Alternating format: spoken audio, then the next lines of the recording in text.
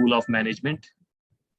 On behalf of Apeejay School of Management, I, Anuj Kumar, welcome you for giving your 30 minutes to our students and tell them something about global supply chain issues. So students, let me take you briefly over the profile of Mr. Nambiar. So Mr. Nambiar, I'm just sharing your LinkedIn profile as it is the new mode of introduction. As you can see here, Rakesh Nambiar, SWAM lead at Salesforce Commerce Cloud. He's a postgraduate from Institute of Management Technology, Ghaziabad, India only, but I guess is working in Ireland, I guess from 2014, 2013. So almost 7-8 years in Dublin. Prior, he was with associate with Cognizant in Chennai till November 2013. I guess you flied back to Dublin in 2014 only. Yeah, so I flew back, and that's why I was saying it. Okay. 2014. Yeah, 2014 only. I have met you, and then this is his education, college engineering from India, and post graduation in diploma in management from India only. So not take much of your time in introduction. So now I'll invite Mr. Nambiar. So Nambiar, sir, you can go ahead with your session. So what are the, if I ask you a question, can you briefly tell students as you are leading the firm and you are at different designation from last 7-8 years, how are the supply chain issues you are facing? What are the global supply chain issues? How you are handling them? What are the strategy of company? If you can put a light on that will be beneficial for students. First of all, thanks, Anuj, for inviting me, and it's my pleasure to address you guys. And thanks for bringing up the supply chain issue, as that's one of the major aspects that is going on, and it's great that you guys are doing the management course on the supply chain, which is really good. And basically, starting back from my days when I started on the IT career, right? So that time it was niche on the market, don't know exactly what exactly the IT industry is doing. And that's when I started with the financial sector.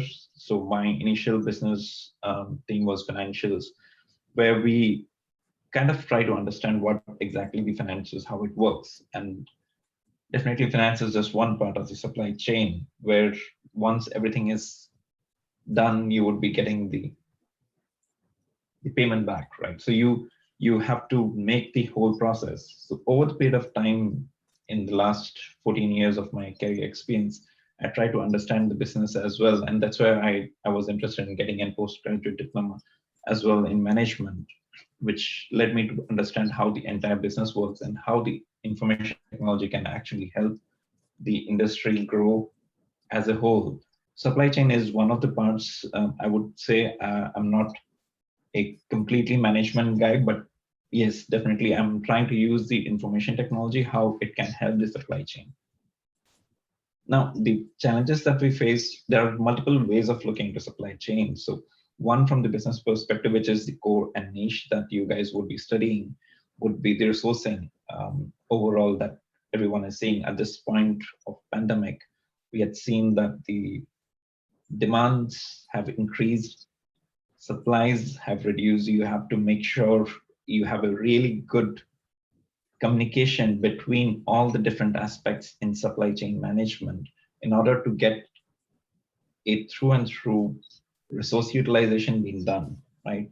Whether it can be from the core, like if you're on an power industry, so you need to make sure that the coal and supplies are in place in time, not late, so that the supply is met and the electricity or the power supply is being met to the demand that is being there, right?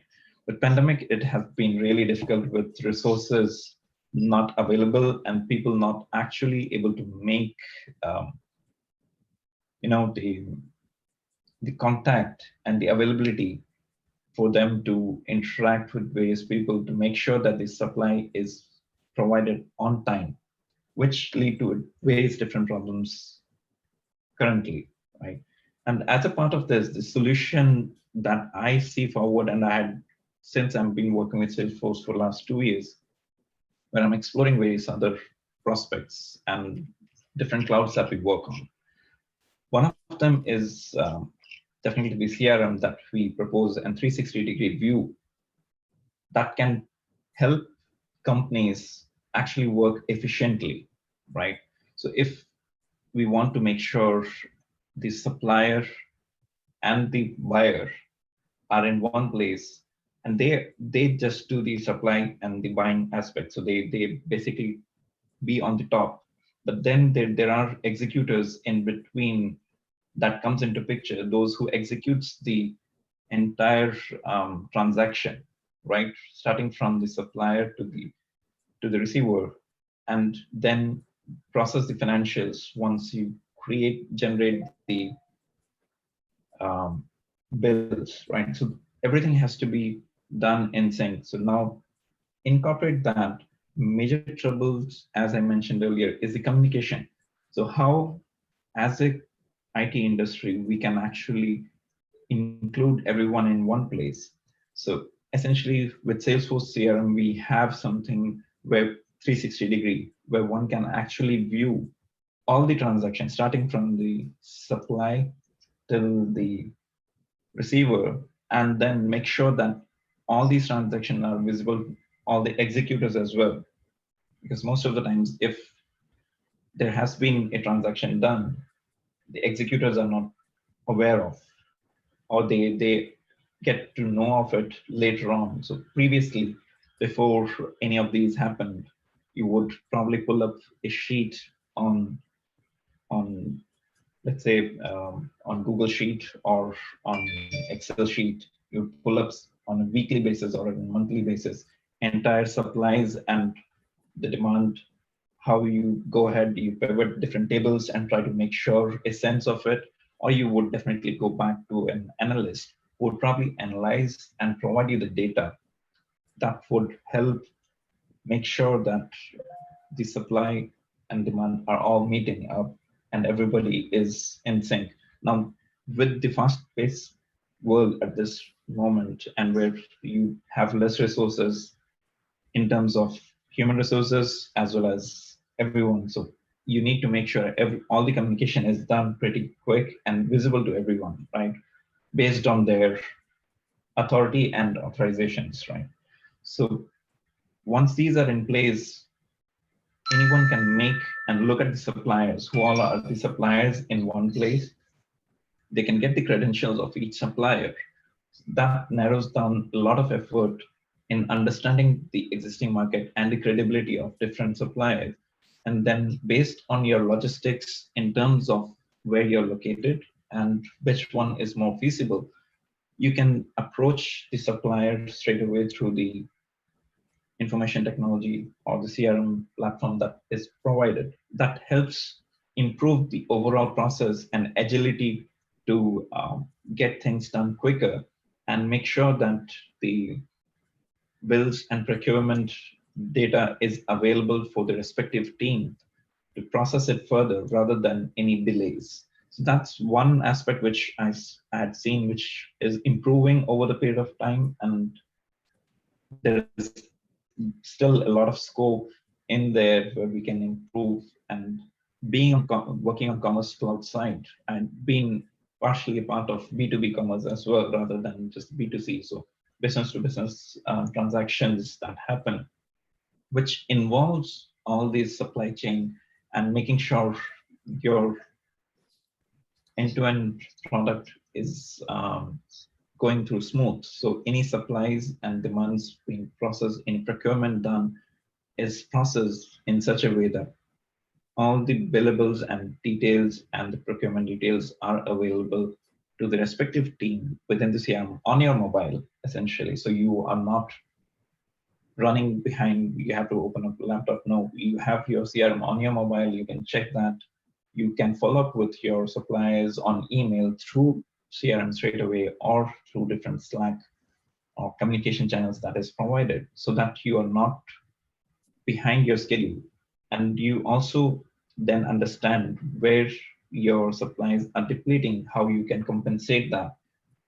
which vendor you can reach out to for making sure that these are being maintained in a stable way, and the company is not going in a downward trend. So you can always get those updates through the CRM informations. So that's basically what I'd seen, and with my experience, I can probably correlate with the human resources as well if you guys would like, because that's one area where I'm still struggling to find more resources within our team, right?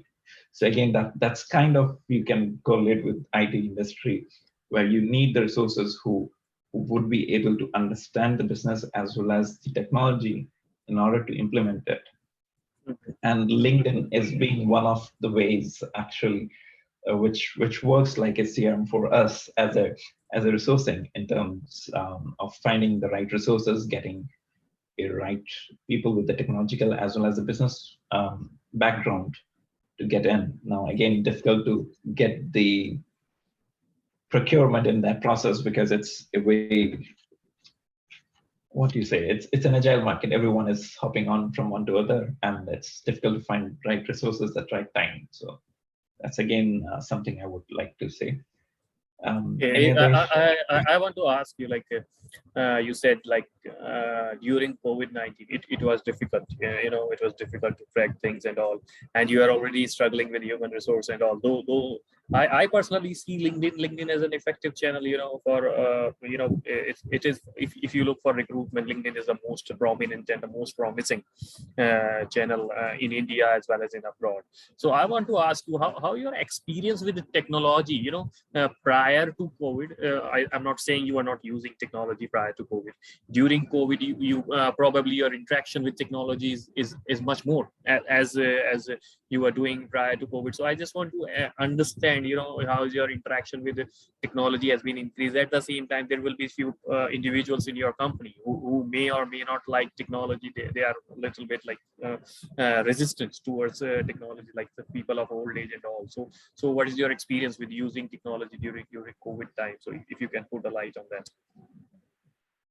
Yeah, I mean, I can definitely put the light on during the COVID time. Different technology helped everyone a lot in making sure that we reached the right resources. And since there was a lot of redundancy in jobs during the initial phase of COVID-19, not I won't say it now, because now it's again booming up and everyone is trying to go back to work, and we have a lot of resources available.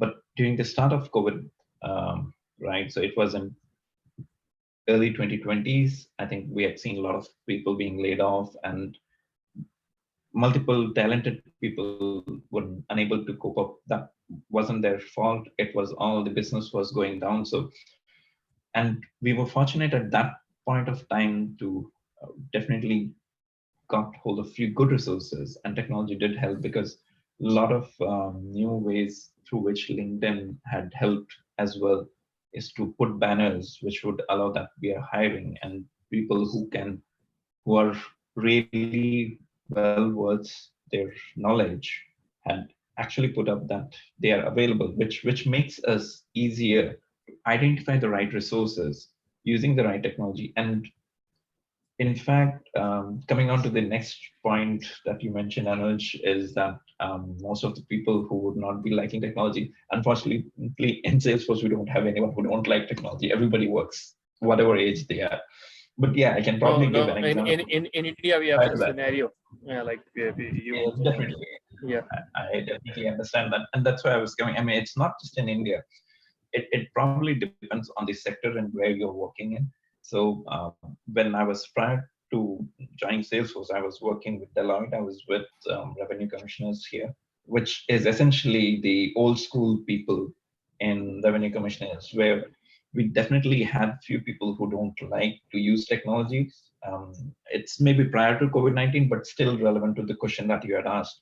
There are people who were not very flexible in making sure that technology can help people, right? So hope you already know that 2019 we did a good ramp up on the revenue commissioner's website here, which allows each individual person to make their tax on their own, so that they can pay their tax, they can make sure that it is being aligned in the right way. So we kind of rolled out from part of Deloitte a new version of income tax in revenue, which is being calculated on the fly.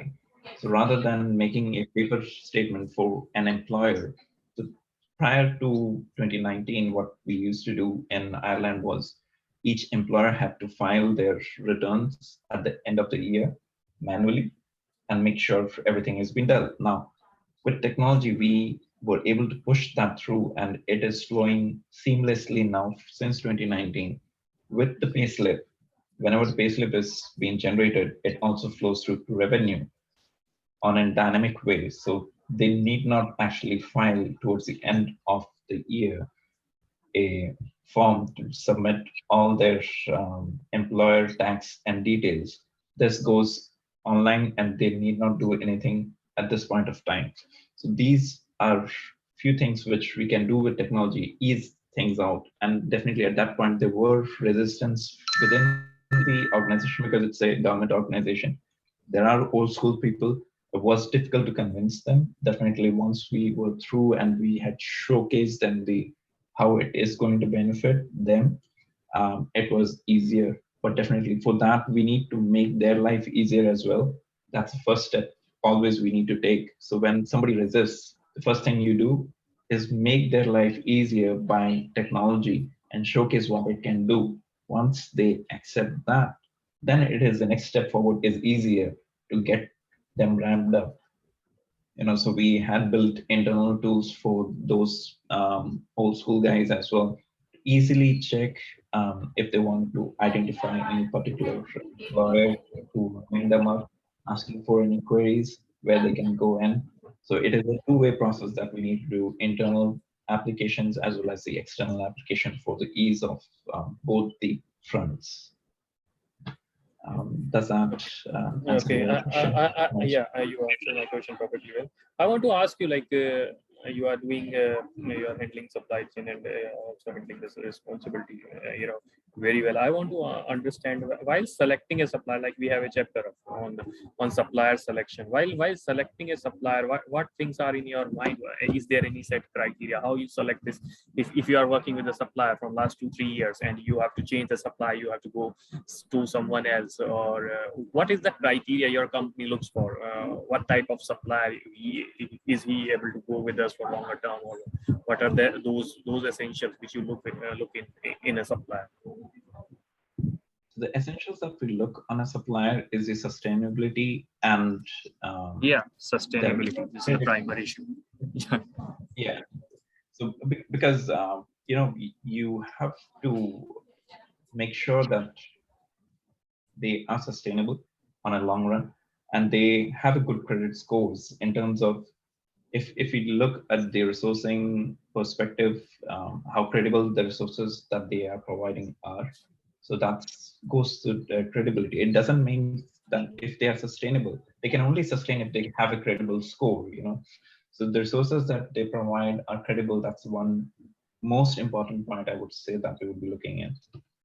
And that would lead them to be sustainable. So basically, when a particular company or the supplier is sustaining in the market, one factor definitely would be their credit scores across.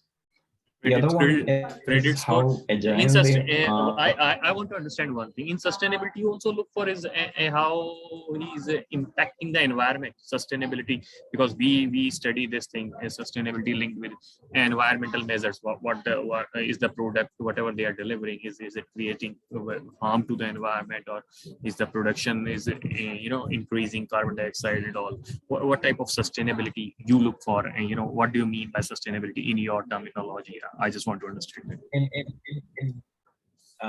Thanks for putting that one up. So to elaborate the sustainability there, right? So definitely look for the environmental aspects, how much they are contributing. So zero emission is something that Salesforce is always looking forward for as well. And one of the good factors, there are multiple good factors within the company, which actually led me to join Salesforce as well. Or maybe I learned more once I joined. So initial one was philanthropy, which is 1:1:1, which we give back to the society, right? And the same thing applies that when we look at the suppliers as well.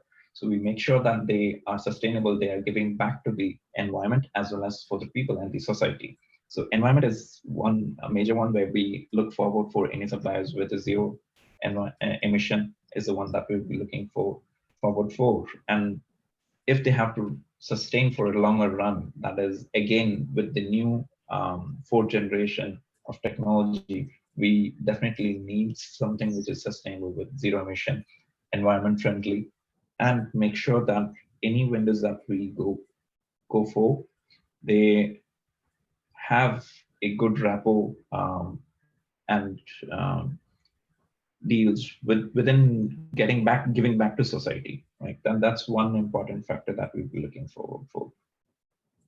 Okay. So I was right that you are also looking for the same thing, zero carbon emission and all. So another thing which I want to ask you, okay, this is selecting a supplier. How much these two things matters for you? Like, is it the supplier is in your budget at the same time? Is the supplier is matching deadlines and all? Are you tracking it with the help of technology, or you are still doing it manually? Obviously during COVID you have been shifted to technology. How you are tracking the progress, like a material has been finished, you are instantly calling the supplier, or you have a buffer? What type of procedure you are following it at your company? So basically we have the CRM is essentially helping us in that identifying the sustainability. So, and when the supplier is there, we have a list of suppliers essentially, right? And you have to choose them based on the logistics, and that's the flexibility that technology gives you. So you can see the credit score, you can see the sustainability factors, what they are inclined towards. Everything is in one place, and with the infographics that you have, you can then approach the respective supplier, right? So it is definitely unlike previous days where you would go one by one research with each person. So that research part is already done by the technology. The robotics, the analytics part is done by the technology, which gives you a holistic picture of a supplier, and not just one supplier, but multiple suppliers.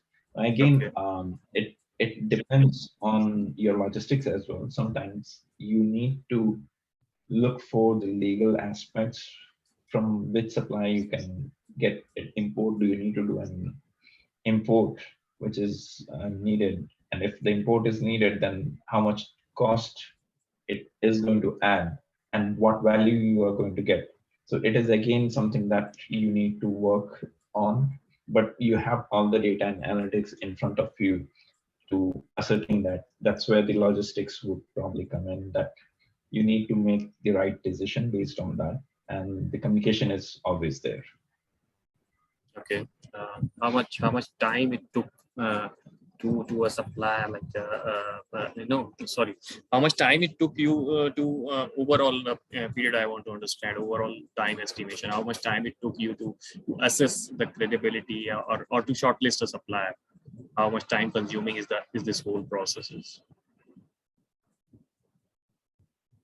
Uh, that definitely would be on a manual process. It is a time consuming one, but obviously on the secondary point, when the technology is there, you need to make sure that you have the right data points and the data are being processed. So that's one aspect. So you need data collection is really important at that point, where you need, if the data is refreshed on every day or a weekly basis, right, Mhm. that would help you assess what is the trend going on with the particular supplier, right? So if a Okay. supplier is able to meet the deadline or not. So these are all the surveys. So most of the time, uh, technology is linked with the surveys. The survey that we fill out is essential to assess these kind of relationship and the sustainability of a particular supplier, right? So when you get the supplies from IKEA or anywhere else, right, you give a feedback. That feedback flows into the CRM, trying to provide what is the response, and based on that you assess. So for simple example, right, if you go to Amazon now, right, so Amazon website, it pops up with based on your ratings, right? So those ratings and the data that is collected helps you. Now it depends on, again, the amount of data being collected, which helps you assess which supplier is better, right? So if you have readily available all the data, then it makes your life easier to identify the right supplier. So it can vary from based on the data and the information that you have. And Okay. that's where again information technology work plays a major role in collecting these data and trying to interpret and get an analytical report for you to assess and ease out the process of supply. So those trends help you to understand, how the things are Yeah. going on. Those trends. Okay. So another point I want to come back to is there any, we talk about in theory we read about like political issues. We also read about legal issues. Can you put a light on like what type of political issues and legal issues you face while working with how politics affect this supplier relationship? So is it you asking how politics is affected or how politics is affecting supply? Politics is affecting that supply chain. I just want to understand. Yeah, definitely. I mean, that's been there from the ages. I would say it's not just now that each time when you have something more in one place, if you have to import it, how much the political part would come in to assess and identify how much tax you can impose on it, right? And that's one factor that you would be looking in general. This very basics I'm talking about, not going in depth about the other political issues that can impact, but one of the major political issues that can impact is assessing. And every year the budget that is released for every country does consider all these aspects, how to improve and gain more revenue. So now, since you've been in Ireland, you would already know that the entire Ireland actually runs on taxes. The amount of tax that is being paid in Ireland is relatively higher than any other part in Europe, right? Now, the whole point is you're getting more taxes. It can be both taxes. Now, here, since they wanted to get in more employers in, right? And to bring business, they reduce the employer taxes now, right?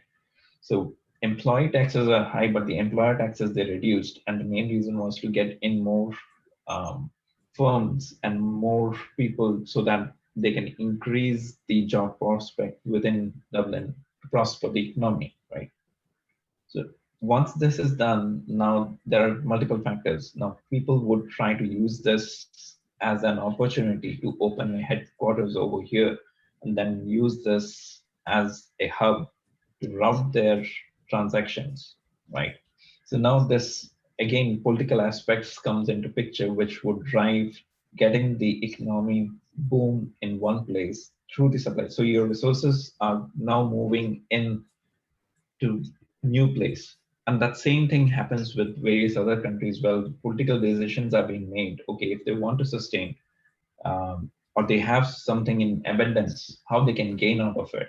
So there would be more restrictions put on top of it so that it can remain within the procured region, or if it goes out, it would still benefit them out, right?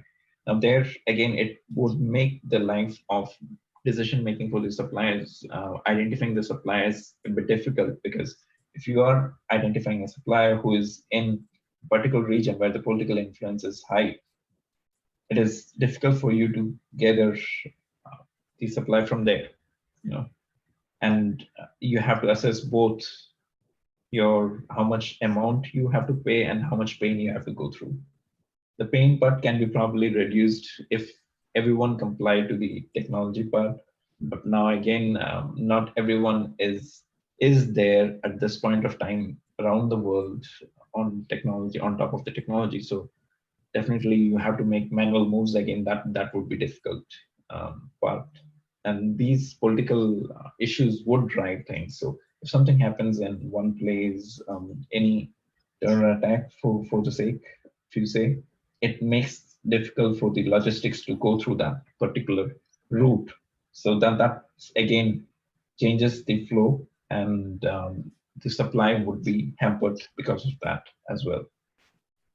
Okay, that's all from my side. Okay, any student want to ask anything? We are left with another 1 minute or so. Any student want to ask anything? Kushi, Ansh, Vansi, Vedan, anyone?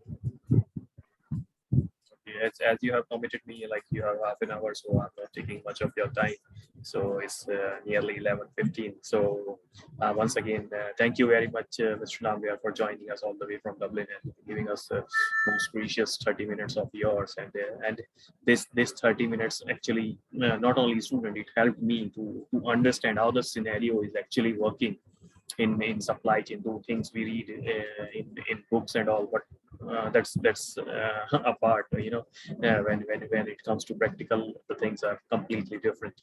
So I'd like to thank you once again for joining us on behalf of APJ School of Management. Thank you very much. If you want, you can. My pleasure. Thank you. Thank you. Thanks, everyone.